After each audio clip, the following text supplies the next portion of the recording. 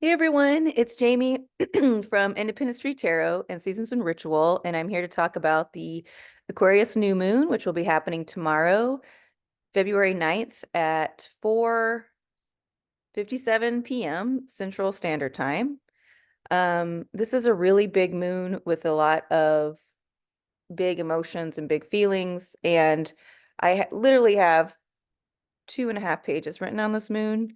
Um, But I'm going to try to, but what's coming through right before I started this, so I'm going to focus on that because a lot of times when I do these messages, I do try to get technical with the aspects and everything, but a lot of times things are just channeled to what we need the most. So when the moon and the sun are together, when they're conjunct, together, I call that the dark moon. I consider the new moon when you start to see a sliver.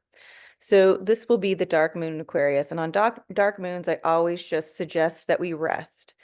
And and I know that we're always told to plant the seed, which makes sense because the masculine and feminine are together. That energy is together in the void and very intense. So I mean, very intimate space. At the same time, there's so much energy coming in. I do think if you guys can just rest on this day, rest on the 9th. The thing is, we have this energy. It goes from dark moon to new moon, right? And even if then once the new moon starts to move, so it would go into Pisces, it's still there. The energy is still there. It's not like we completely miss it. But if you feel really tired right now, honor that and take a rest, right? And just kind of see what's coming in, and where you want to go. Because there's so much energy coming in with this new moon, all the way, there's so much energy coming through February, March, April, we have the eclipse. So all planets are direct. So this is a lot. And what's coming in the most for me that I want to talk about is that the new moon, so the dark moon, is sextiling Chiron in the North Node. So Chiron was known as the wounded healer. Chiron was a centaur, and he knew all the herbs. This is mythology. He knew all the herbs anyone in the universe, right? So when people were sick, they would come to him, and he could heal them. So he gets shot in the leg with an arrow by his star pupil. And instead of dying, he's able to heal himself. But the way the story goes, because this was some patriarchal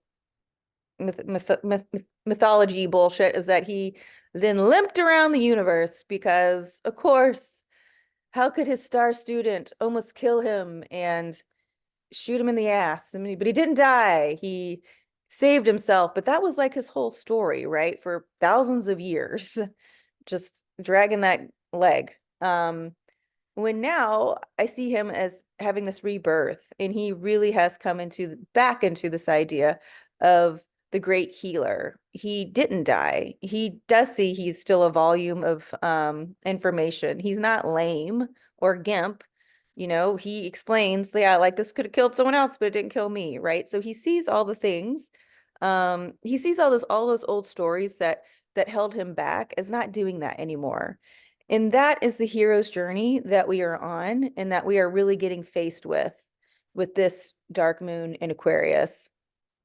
Aquarius is fixed air. Aquarius is the humanitarian. Aquarius is all about the self. Aquarius is ruled by Uranus in modern times, and it is ruled by Saturn in ancient times. So it still has that energy of wanting stability, knowing its boundaries, as well as Uranus coming in and bringing the revolution as that aha moment, as the rebellion. Okay. So we have this idea that, now I have new boundaries. Now I'm moving forward, and it's sextiling, and that's good energy, if you will, or an easy conversation. So it's sextiling Chiron, who now is saying, hey, all those things that you thought were bad are actually good in the sense that you are now thinking about them differently. That's that aha, right? From Uranus. Oh my gosh. Okay. And now I'm able to talk about it differently because Aquarius is also about communication, because if you think of the three air signs, you have Aquarius, Libra, and Gemini. Aquarius is that rebellion. It's what's here. It's what's coming in. It is the self and it is the other, right? It is the self, it is community, it's that humanitarian energy. But then you also have Libra, and Libra wants balance. Libra is the scales. Libra wants justice, correct? And then we also have Gemini, and Gemini rules communication. Gemini is ruled by Mercury. Libra is ruled by Venus. So we have those energies that are all within Aquarius. Okay, those are all air sign energies. Whether you guys agree with me or not, some of you other astrologers might not go with this, and I'm okay with that. But the idea is that moving forward, we do want to be in balance, right? That is Saturn, that is boundaries. That is this idea of going from Libra, going from the Eight of Swords, right? Which is victimhood. This always happens to me. I can't get out of this. To coming to justice, right? Major arcana, justice. Let's go. Okay. So we could be dealing with a lot of old issues, because I always say, like, at this age of Aquarius is getting new answers to old ideas or old issues, sitting with them, right? And then realizing sometimes, hey, that didn't kill me. That was a really rough time. I have a different way of thinking about it now. I have a different way of communicating about it now. I have a different way of being able to keep myself in balance from that now. Gemini is able for us to help communicate about this. Gemini is now out of duality, so it's no longer, it was no longer I'm totally this or I'm totally that. There's plenty of different ways we can now be, and Aquarius is that fixed air. It's bringing in, it's holding that space. It's holding that space so all these new ideas can come in, all these new ways of seeing ourselves can be talked about and be taught. Aries, the North Node is in Aries. The lunar North Node is in Aries. Chiron is in Aries. So Aries is the I am. Aries is all about the sense of self, right?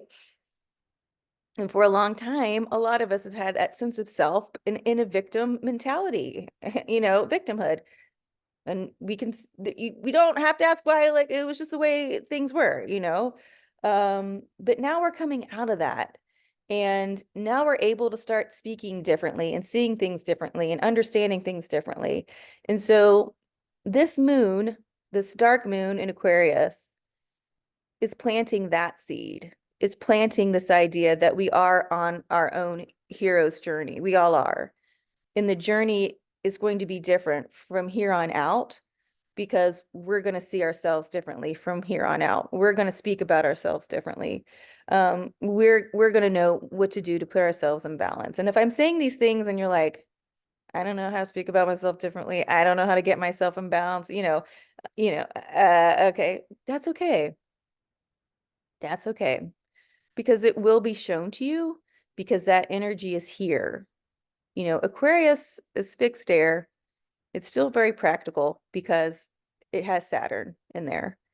Saturn right now is in Pisces, keeping Pisces stable, right? So now we're able to see through that illusion that has haunted us for many a year, if you will, years, right?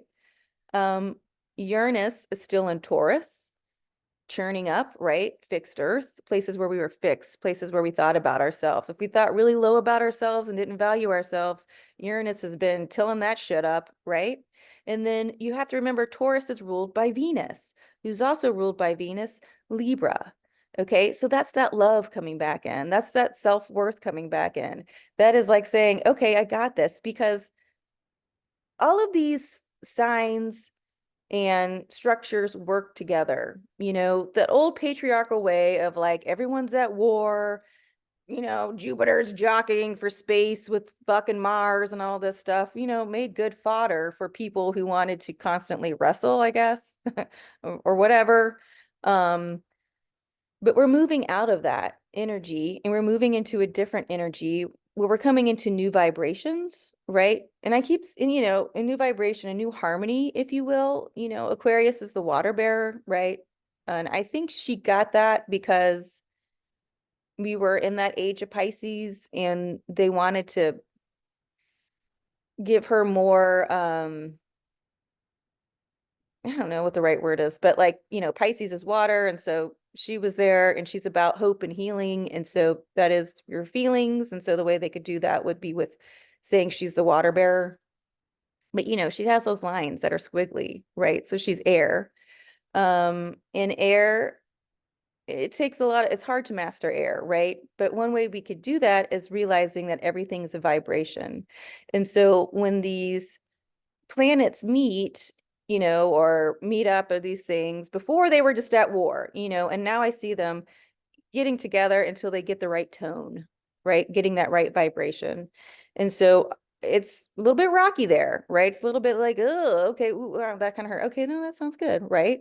And then there are other times where this is just like sounds really bad, and then we get the hell out of there, right? That's okay too, because we've got to start paying attention to our own vibrations. But I digress. So dark moon Aquarius, sextiling Chiron, the great healer who's in Aries. North node is in Aries. North node is what we're striving for as a collective. And what we're striving for is that sense of self, which meets up perfectly with the idea of Aquarius, who is about the self first and then the group, right? Chiron's there saying all those things that you saw great in yourself and that made you feel like an individual are okay. They're good. How can we understand them in a different context? Because now Aquarius is bringing in ways to give justice to those places where we felt unjust. Okay. So that's a lot of energy. It's also important to know Venus and Mars will be in conjunction in Aquarius later in the month. You know, right now, Mars is ahead of Venus. So Mars is leaving Capricorn and moving into Aquarius, where Mars, that divine masculine, will be conjunct Pluto. So again, that death, again, it's this death of that old patriarchy, the old toxicity, right? I saw that happen to Mars years ago when him and Aries were getting blasted by Uranus. Rebirthing him, you know, he's got to become a divine masculine because that is where we're moving towards. Our inner selves are becoming divine. You know, the toxicity is leaving the planet. And the thing is this, it's not like those things are gonna, I mean, a lot of those things will kind of completely go away, but a lot of those things will still be here, but we'll notice them. Okay, we'll see them, and then we'll bring in a new understanding to them because that is that age of Aquarius.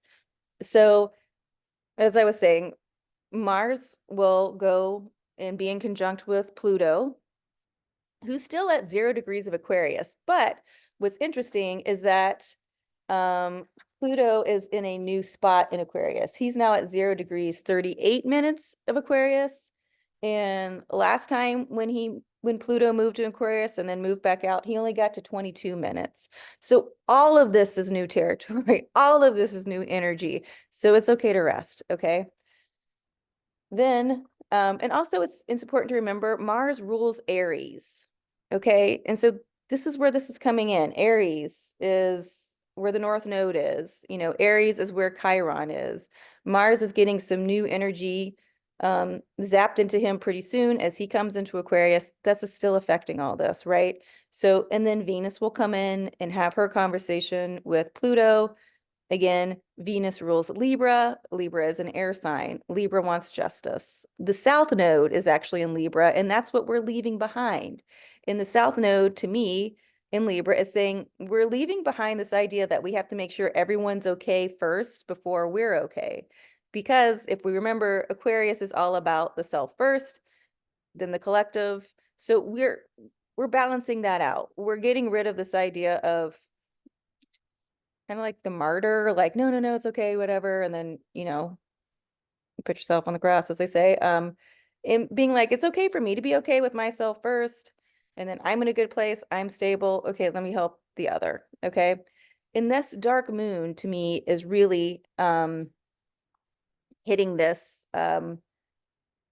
energy of that, like 100%. So the sun and the moon is going to square Uranus, okay, who's still in Taurus, right? And so, and when that square comes in, right? So the sun and the moon are together and they're squaring Uranus and in Taurus. And that to me, that is this enough energy, enough. You're not going to lay your shit on me anymore. We're done. Okay. That's what this square is bringing in. And it goes back to this idea of letting go of the victim, letting go of the victimhood story within us, letting go of all the victim stories within us, you know. And as we learn more about our past, or maybe bring in this future, we have to look at our past, and it can put us in a weird spot, you know. It can put us in a place maybe of contemplation. But again, it is to bring in that balance. Um, you know, to bring in this balance because we're becoming more self-reliant, and self-reliant in the idea of um knowing who we are, self-reliant in the idea of our authentic self, right? Self-reliant in the idea of that full moon in Leo, right? Sometimes we run with the pack, sometimes we run by ourselves, right? All these themes are coming in, and all these themes are going to be, you know, repeated through the rest of February, you know, as we go into Pisces season. Also, I wanted to say, Puxavani's Phil I didn't see a shadow, but we're still in winter. Okay. And winter is when we go in.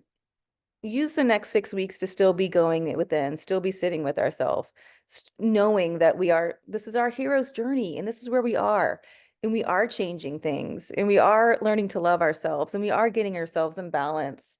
Um, I will say this because this was brought to my attention by another astrologer, but about Mars and Venus being in Capricorn together.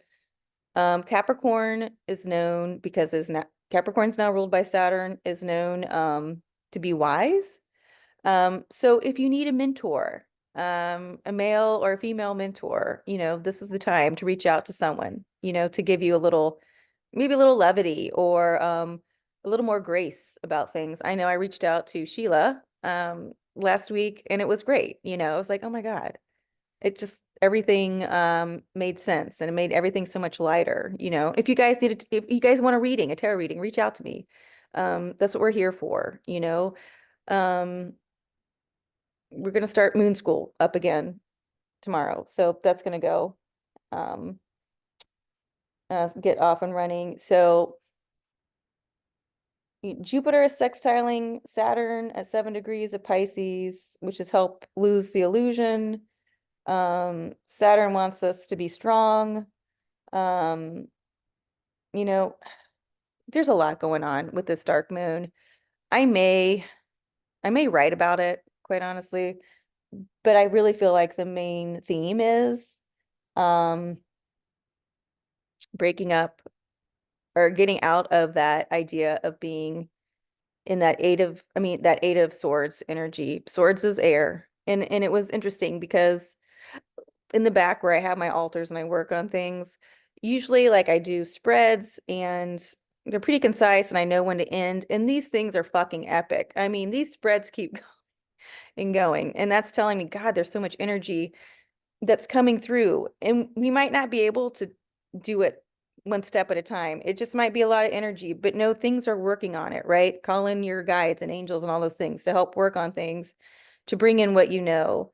But when I went back there, that eight of swords was flipped over. And I didn't have it flipped over before. And so the cards were kind of moved. And so the other one that I picked up and I put down was justice. And that's what told me that's what we need to speak on for this dark moon. Um, this is that Chiron might be bringing up fears, but that Aries is saying, we fear this no more. Okay, we fear this no more. We know who we are. Mars is going to help move us through that. Mars is that divine masculine. Mars is like the spiritual warrior, right? All those air signs are going to bring in new ways, new ideas, the epiphany, right? bringing in balance again. Gemini, bringing in all different ways we can talk about these things. So it is making us strong and courageous, but at the same time, it can make us a little tired. Okay, so you guys get plenty of rest, drink lots of water. If this is what you want to journal on, journal on these things. It's really important. And try to stay focused, try to stay focused on maybe where your mind goes. Because, Aquarius is the head, and of course, I always say the heart. And start to see like, oh, I can see now how I did attract that energy into my life, but I don't feel like a victim about it anymore. Oh, I can see that now. This is all kind of making sense. Or, oh, I see that energy now for what it is. Okay, yeah, that kind of makes sense. And it doesn't mean like you won't have feelings about it. But work with Aquarius and the idea that a lot of times Aquarius is really good at detaching and just kind of seeing the lay of the land for the way that it is. Okay. All right, you guys, I hope you have a beautiful dark moon / new moon into Aquarius. If, like I said, if you guys would like a reading, you could always reach out to me via Instagram, my websites, or here on the channel. It is Mardi Gras here in New Orleans, so we've got friends staying. It's like Camp Snoopy up here. So one thing that I'm really trying to do is get some rest. Might be a little tough. Okay. Until next time, you guys, be sure you tell yourselves you love yourselves every single day, and I will see you soon.